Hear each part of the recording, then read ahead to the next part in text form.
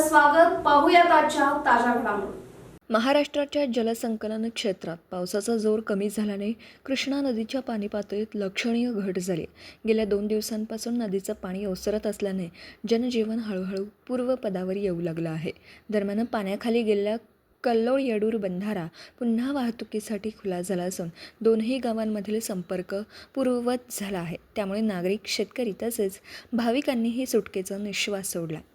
येडूर येथील श्री वीरभद्रेश्वर मंदिरात दर्शनासाठी जाणाऱ्या भाविकांनीही आता पर्यायी मार्गाऐवजी थेट बंधाऱ्यामार्गे प्रवास करता येणार असल्याने मोठा दिलासा मिळाला.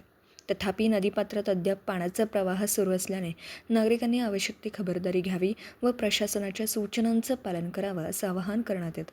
SB न्यूजसाठी येडूरहून विष्णू शिंगाडे. राजकीय, सामाजिक, आर्थिक असा सर्व घडामोडींचा आढावा पाहायला विसरू नका SB न्यूज चॅनल आणि नक्कीच सबस्क्राईब करा.